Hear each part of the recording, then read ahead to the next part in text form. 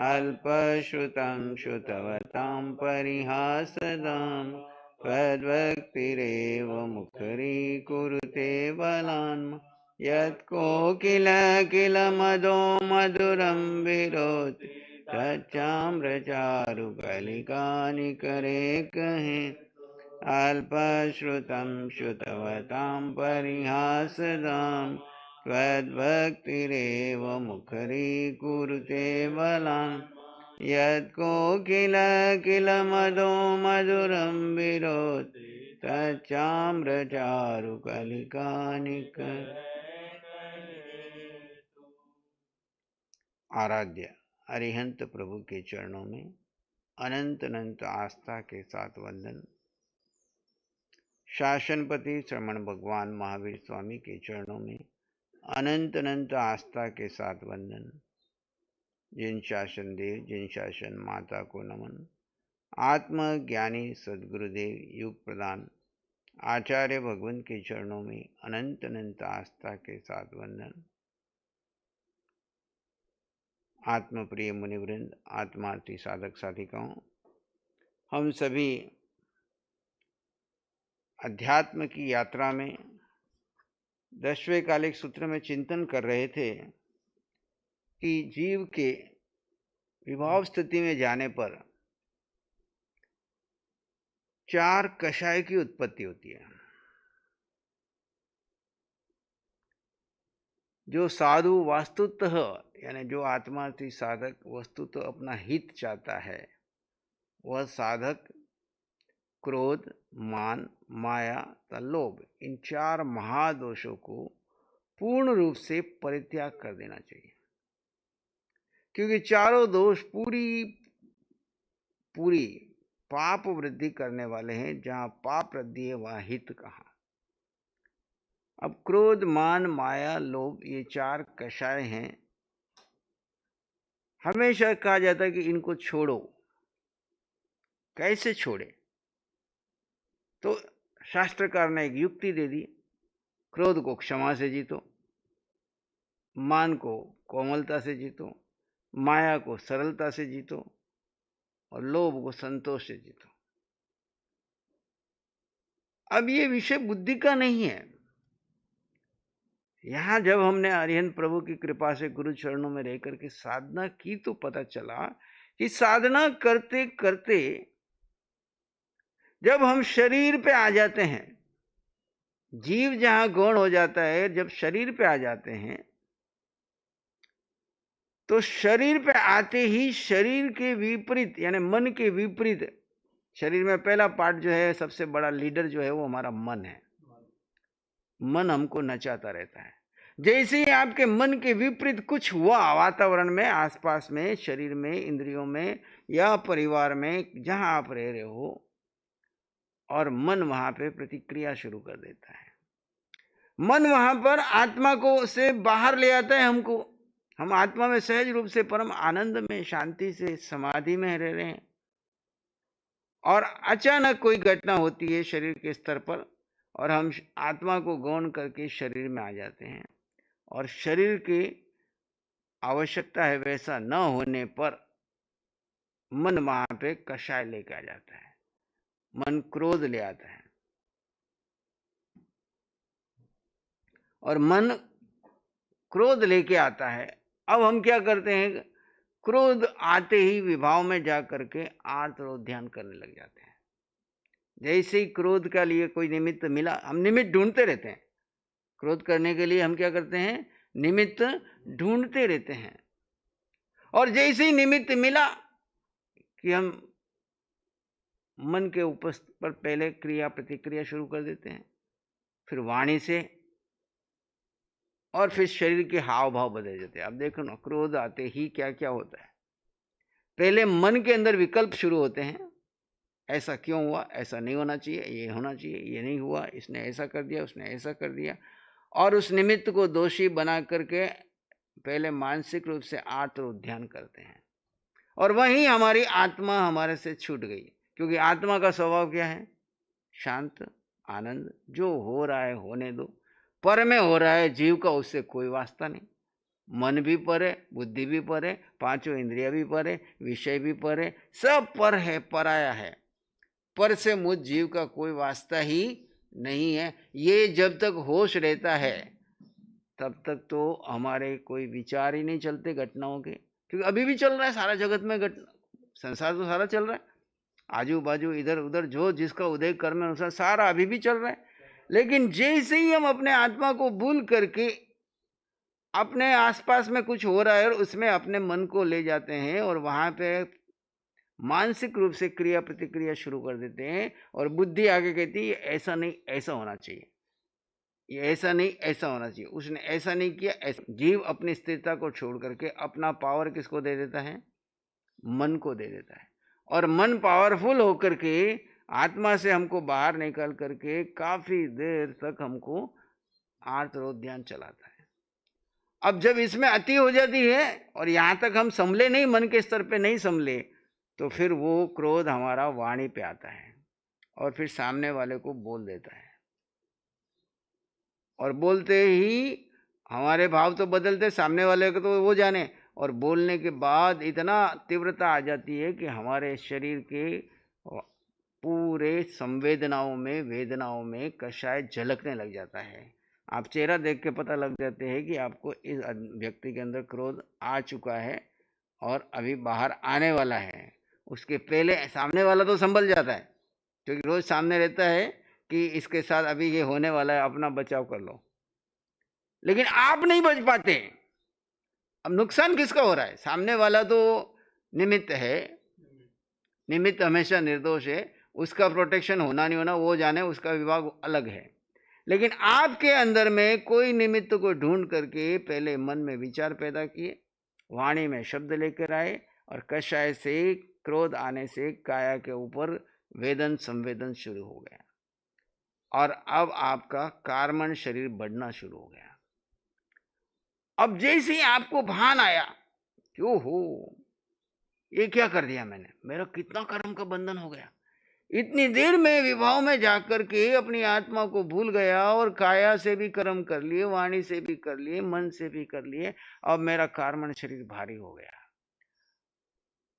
और मैं तो आत्मा में रहने वाला था। अब वापस भेद ज्ञान करो कि ये सब घटनाएं पर है, पराई है, शरीर से जुड़ी हुई है, इससे मुझ जीव का कोई वास्ता नहीं। तस मिच्छामि दुक्कड़म, ये सारा शरीर का विभाग है, जीव का इससे कोई वास्ता नहीं। और अपना पावर सारा वापस ले लो। पावर किसके पास है? आत्मा के पास है। आत्मा नहीं हो तो ना मन के पास कुछ पावर है, ना वचन के पास कुछ पावर है, ना काया के पास कुछ पावर है। पावर स्टेशन आपके पास है। आप अगर बेहोशी में पावर स्टेशन किसी को भी दे रहे हो, अपने पावर आप ऐसे बांट दो बेहोशी में, फिर देखो आपकी हाल क्या होती है। एक व्यवहार के घर में देख लो, व्यवहार के घर में अपने पावर आप जिस किसी को दे दोगे वो हीरो हो गया, और फिर वो उसका मन मर्जी से उपयोग करता है, और अब वो आपके वश में नहीं है तो आपके अंदर कशायत है, मैंने इसको पावर दिया और ये देखो मेरे ऊपर ही उल्टा कर रहे हैं, है ना, मेरे अनुसार नहीं चल रहा है।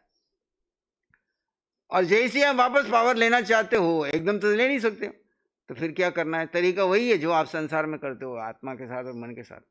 अपने मन को इग्नोर करो। क्या करो? मन को इग्नोर करो। जैसे ही मन को इग्नोर करोगे, वचन को इग्नोर करोगे, काया को इग्नोर करोगे, क्योंकि मन वचन काया को पावर दिया, इनको इग्नोर करो, गौण करो, मुख्य बनाया था, इनको गौण करो।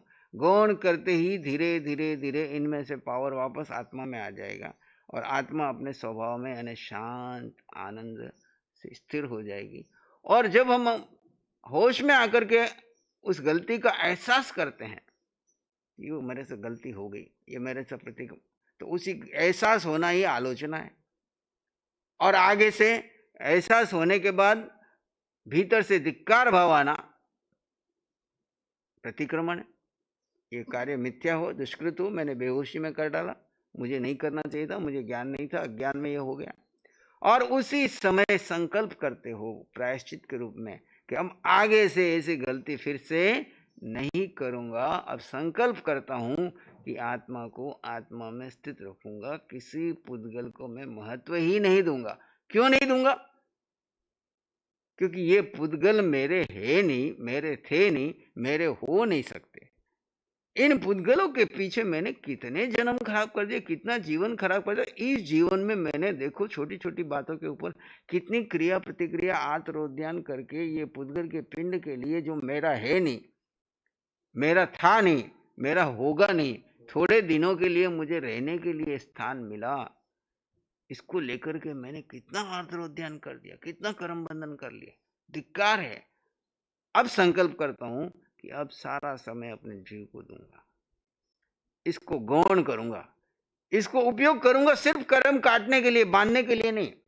काया गलत नहीं है, मन वचन काया बहुत बड़ा साधन है, लेकिन विवेकवान के लिए साधन है, अविवेकवान के लिए ये बंधन का कारण है।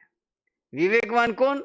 जिसे ये भेद पता है कि शरीर अलग है और आत्मा अलग है, और मुझे आत्मा में स्थित होकर के इसको अपने कर्म क्षय करने के लिए उपयोग करना। कौन से कर्म क्षय करने? बोलो, कौन से कर्म क्षय करने? अभी के पहले जितने भी मैंने अविवेक में, अज्ञान में बांधे, उन सारे कर्मों को मैं क्या करूंगा? क्षय करूंगा।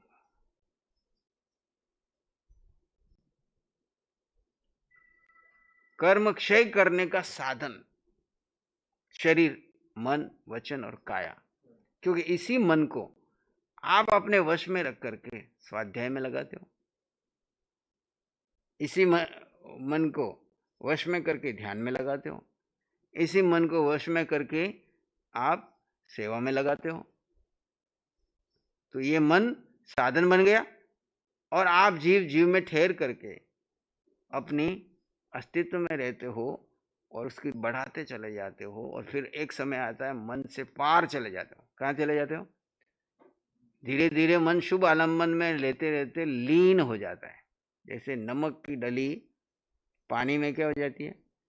विलीन हो जाती है। ऐसे जो हमारा चित्त जो भ्रमित था, भ्रमण कर रहा था, घूम रहा था, वो चित्त धीरे धीरे भ्रमित चित्त मन वचन काया का गोपन करने से एक जगह पे स्थिर हो जाता है, और फिर शांत हो जाता है, लीन हो जाता है, और फिर आत्मा में हम पहुंच जाते हैं। तो इस मन वचन काया का साधनों का उपयोग करने के लिए फिर हमारे पास गुण है। आत्मा के पास 10 गुण है, जिसको हम यहाँ पे कहते हैं 10 धर्म। कितने धर्म कहते हैं? 10।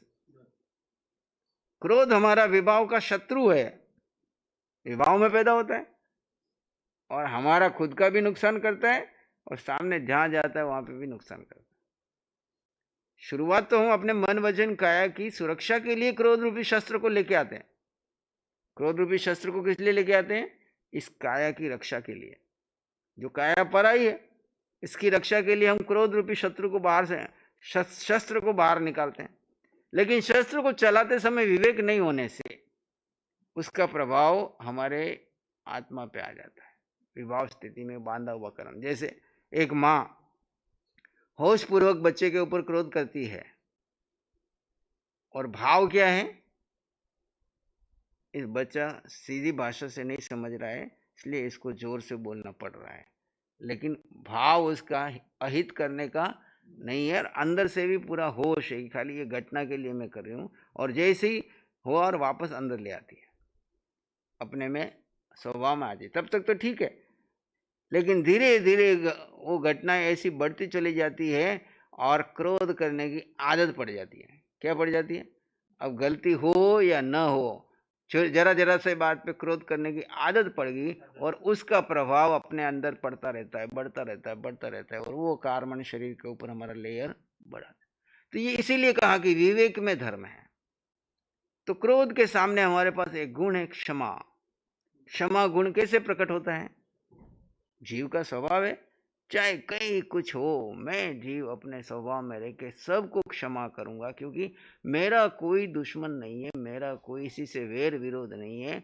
उदय कर्म के अधीन सब रोल बदल बदल करके मेरे आजू बाजू में लोग आ रहे हैं, जा रहे हैं, पर अभेद दृष्टि से हम सब जीव एक समान है। किस पे क्रोध करके अपना भी नुकसान करूं, उसका भी नुकसान करूं, उसके भी विभाव में जाने के लिए निमित्त बनूं, अपने भी कर्म बांधूं? ऐसा नहीं करूंगा। मैं तो सबको क्षमा करूंगा। मेरे पास शक्ति है कि मैं उसको एक फूंक में उड़ा दूं, लेकिन मेरे पास क्षमा रूपी शस्त्र है कि मैं क्षमा करता हूं। तभी तो कहा ना, क्षमा वीरस्य, क्षमा वीरों का। ऐसा नहीं है कि मेरे पास ताकत नहीं है इसलिए हाथ जोड़ करके बिल्ली बन गया। ताकत होते हुए भी मैं क्षमा करता हूं, क्योंकि क्षमा ही मेरा धर्म है और इसी में मुझे रहना है। और क्यों रहना है क्षमा में? क्योंकि ये मुझे स्वभाव में रहने में सहयोगी है। क्षमा में आप चाहे जितनी देर रहो। क्रोध के लिए तो आपको कोई आलम्बन चाहिए। जैसे आग लगानी है तो आपको कोई ईंधन डालना पड़ेगा। बिना ईंधन डाले आग जल सकती क्या? ऐसे ही क्रोध करना है तो कोई निमित्त चाहिए, कोई आलम्बन चाहिए, कोई ऐसी घटना चाहिए जिसके कारण आपको क्रोध करे। लेकिन क्षमा में रहना है तो कितनी देर, कितने घंटों, कितने महीनों, कितने सालों तक आप रहो, आपको किसी ईंधन की जरूरत नहीं है, क्योंकि क्षमा ही मेरा स्वभाव है। इसलिए क्षमा को धर्म की संज्ञा दी। 10 धर्म में पहला धर्म है क्षमा। दूसरा दिया खंति मुक्ति। मुक्ति यानी मुक्ति। मुक्ति किसकी है? जिसको कुछ नहीं चाहिए। लोभ के सामने मुक्ति आई है। लोभी को क्या चाहिए? ये भी चाहिए, ये भी चाहिए, ये भी चाहिए, ये भी चाहिए, जो दे दो सब चाहिए। और उससे भी तृप्ति नहीं हुई तो दूसरे से छीनने की कोशिश करता है लोभी व्यक्ति। और मुक्ति किससे होती है? वैराग्य से। मुक्ति किससे होती है? वैराग्य क्या है? मैं जीव आत्मा अपने आप में समृद्ध हूं, संपन्न हूं, परिपूर्ण हूं, अनंत सुख वाला हूं, मुझे कुछ चाहिए ही नहीं, मेरे से जो चाहिए सब ले लो। क्षमा कितनी भी बांटो खत्म होने वाली है। मैत्री कितनी भी बांटो खत्म होने वाली है। अपने गुणों को जितना प्रसार करना है करो, ये कभी खत्म होने वाली नहीं। इसलिए कहा, कल भगवान ने फरमाया ना मंगल पाठ में, सुख, समृद्धि और सौभाग्य। सुख कितना है आपके पास? अनंत है। पर याचना कितनी कर रहे हैं? कोई मुझे सुखी कर दे, कोई मेरा टाइम पास करा दे, कोई मुझे ये दे दे, कोई मुझे ये दे दे। यहां तक नहीं, लोगों से नहीं, भगवान से मांग रहे। बोलो, रोज सामायिक करके, माला करके, पाठ करके, लोगस करके, आराधना करके क्या मांगते हैं? अपनी कामनाओं की पूर्ति मांगते हैं। क्या मांगते हैं? कामना मेरी, जो भी कामना, जिसकी कामना कैसी है महत्व का नहीं है, छोटी है कि बड़ी है। बच्चा है तो बच्चे जैसी कामना है, बड़ा है तो बड़े जैसी कामना है, राजा है तो राजा। वो कहानी सुनते हो ना, एक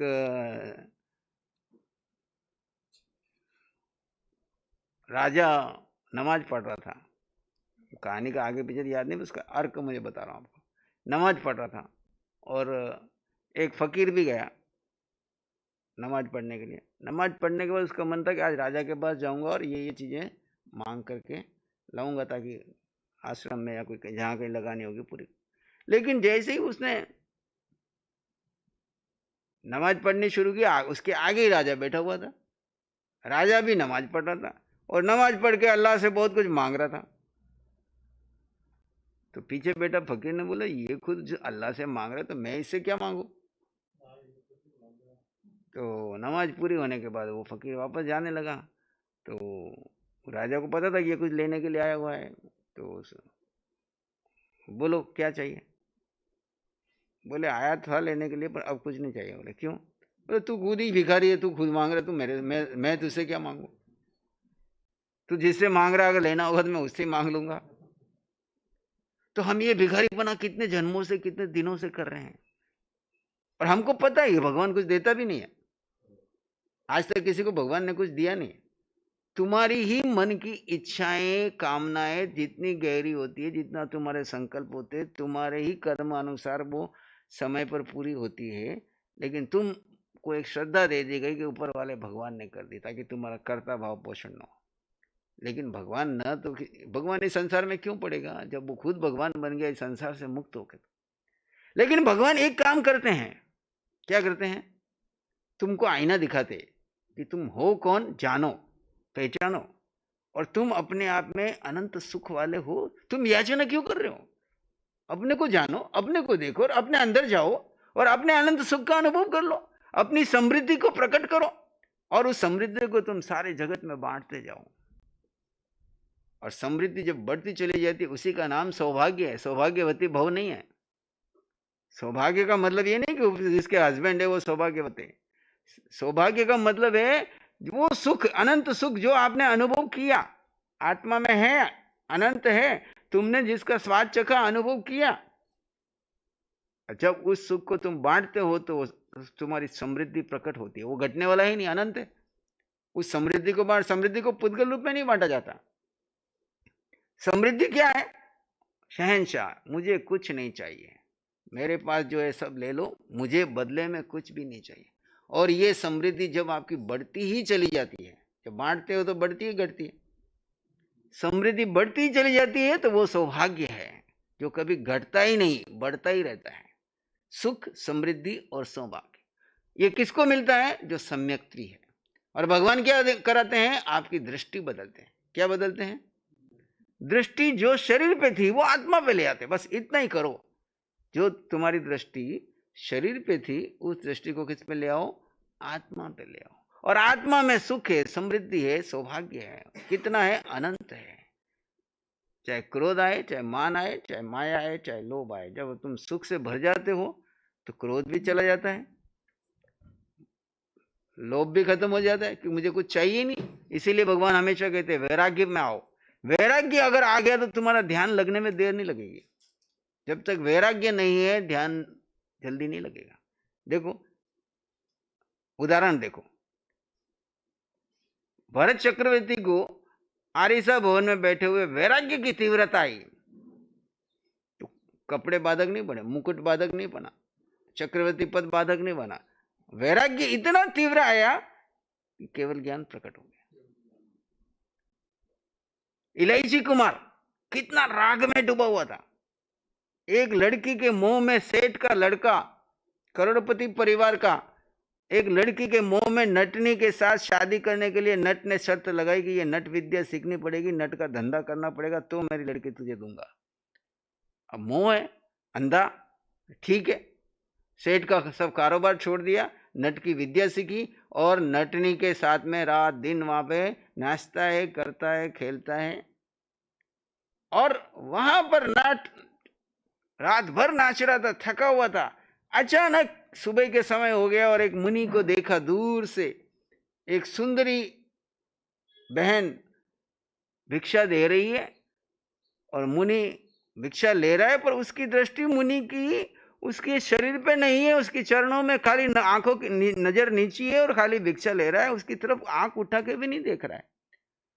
देखते उसके भीतर में वैराग्य है। हो धन्य है ये मुनिराज, जिनके सामने सब कुछ उपलब्ध है, उधर आंख उठा के भी नहीं देख रहे। और मैं कितना पागल कि इस नटनी के पीछे सारी जिंदगी खराब कर दी, उसके पीछे नाचा जा रहा हूं।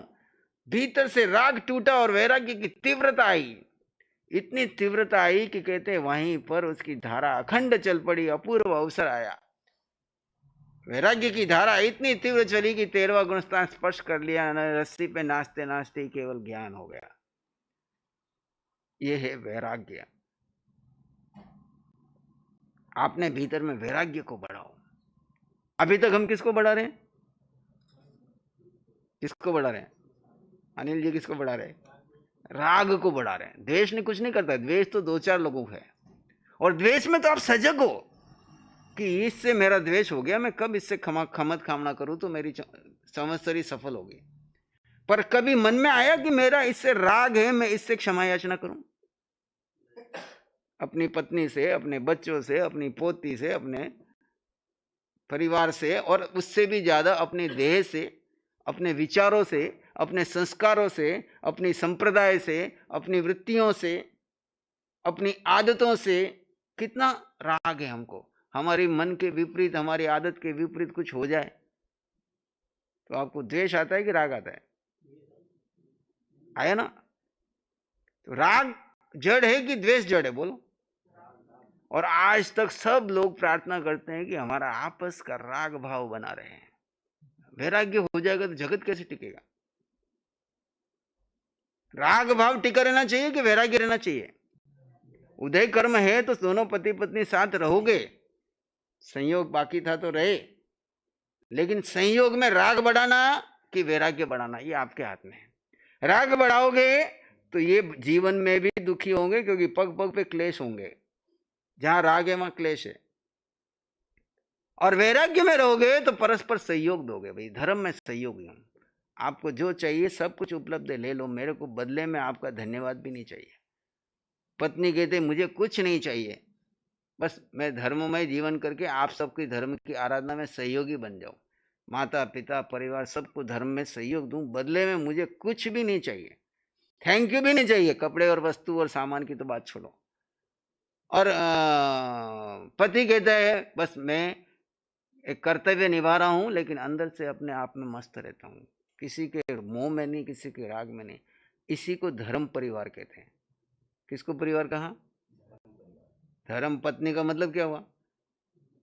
धर्ममय जीवन जीती है, बदले में कुछ मांग नहीं करती है, और सबको, पूरे परिवार को धर्ममय जीवन जीने में सहयोगी बनती है। इसीलिए तो कहा ना कि एक लड़की घर के दो कुलों को तारती है। मतलब क्या? लड़की को संस्कार दिए जाते हैं तो अपने इस घर में तो वो, मैं कल कहीं सुन रहा था तो वो आया कि वेद के ग्रंथों में किसी ग्रंथ का नाम लिया, उसमें बताया है कि 10 पुत्रों के बराबर एक पुत्री का प्रेम है। 10 पुत्र मिलकर के जो परिवार में प्रेम का वातावरण नहीं पैदा करते, वो एक पुत्री प्रेम का वातावरण करती है। लड़कियों को महत्व देने के लिए उन्होंने एक कोड किया था। तो लड़कियों को, और अभी हमारे यहाँ कांजी स्वामी हुए कुछ सालों में पहले ही, स्थानकवासी मुनि थे, बाद में स्वाध्याय करते करते दिगंबर परंपरा से प्रभावित हो गए, और उन्होंने, कांजी स्वामी ने एक अलग नया पंथ चलाया, और जगह जगह पे उन्होंने क्या किया है, ये आध्यात्मिक शिक्षा के साथ साथ हॉस्टल खोले कन्याओं के लिए। कन्याओं को सारे धार्मिक संस्कार देने हैं, वो लड़कों को नहीं पढ़ाते। किसको पढ़ाते?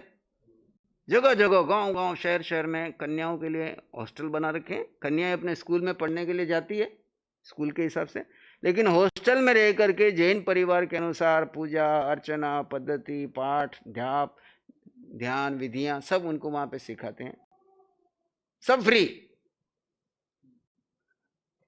स्कूल के से लेकर के सब फ्री। बस अपनी कन्याएं आप वहाँ भेजो, और 5 साल 7 साल 10 साल वहाँ पे जितने दिन रहती है वो पढ़ाएं, और आगे, ताकि वो कहती जहाँ जाएंगी वहाँ पे दोनों कुलों को क्या करेंगी, ये धर्म के संस्कारों को, अध्यात्म को जीवित रखेगी।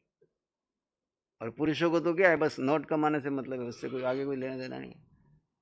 लेकिन दोनों अगर जीतना है तो हमको राग को जीतना है। इसलिए अरिहंत भगवान के आगे पदवी कौन सी है? वितराग है कि वित द्वेष है? राग को जीतने वाला बड़ा है, और हमको राग को जीतना है। और राग को जीतोगे तो वैराग्य आएगा। जब भी क्रोध आए तो वैराग्य पैदा करना। अरे क्या कर रहा हूं? मान आए तो वैराग्य पैदा करना। किस पे मान कर रहा हूं? इस शरीर पे, इस रूप पे, इस रंग पे, इन पुद्गलों पे, जो मेरे है ही नहीं। थे क्या कभी अपने पुद्गल? हो सकते हैं? बार बार एक ही लाइन भगवान की वाणी में आती है, मेरे पास मेरे अलावा मेरा कुछ नहीं, मेरा कोई नहीं। इसको जी लो, तुम्हारा मोक्ष हो जाएगा। भगवान कहते हैं खाली एक लाइन जी लो। पहली है, जड़ और जीव का भेद करो, शरीर अलग है और आत्मा अलग है। आत्मा का क्या है? मैं आत्मा हूं, तो आत्मा का क्या है? आत्मा के पास आत्मा के अलावा, वहां पे शब्द ले लो, मेरे पास की जगह आत्मा ले लो, आत्मा के पास आत्मा के अलावा, आत्मा का कुछ नहीं, कोई नहीं। कुछ नहीं में पुद्गल आ गए, कोई नहीं में अन्य आत्माएं आ गई। जितनी भी आत्माएं, अनंत आत्माएं, उनमें से एक भी आत्मा आपकी है क्या? अनंत पुद्गल है, और ये शरीर अनंत पुद्गलों का बना हुआ है, और इसके ऊपर अनंत कार्बन वर्गणाएं लगी हुई है। जीव की कौन सी है बताओ? कोई कार्बन वर्गणा जीव की नहीं, कोई शरीर का एक भी पुद्गल जीव का नहीं। फिर जीव का क्या है? मेरे पास मेरे अलावा जीव का क्या है? जीव के पास 8 गुणों की संपदा है। क्या है संपदा? है अनंत ज्ञान। अनादिकाल से अगर हम दुखी हुए हैं तो अज्ञान में हुए हैं। किस में हुए हैं? अज्ञान के कारण हमने कर्म बांधे। जितने कर्म बांधे और आज भी बांध रहे हैं, उसका मूल कारण अज्ञान है। अज्ञान किया, जो अपना नहीं है उसको अपना मान लिया, बस इतना सा अज्ञान है। भगवान दृष्टांत देते हैं, फरमाते हैं कि किसी एक व्यक्ति को ये बोध ना हो कि मेरा क्या है और पराया क्या है। एक छोटा बच्चा है जो उसके माता पिता का भी नहीं है, उसका भी नहीं है, उसको वो अपना मानता है। तो बार बार माता पिता को बोलते हैं बेटा ये तेरी नहीं है, ये घर तेरा नहीं है, ये वस्तु तेरी नहीं है, खिलौना तेरा नहीं है, ये स्थान तेरा नहीं है, तू इसको अपना मत मान। वो मानता नहीं, प्रेम से समझाते नहीं मानता है, क्रोध से समझाते नहीं मानता है, बार बार समझाते ये तेरा नहीं है।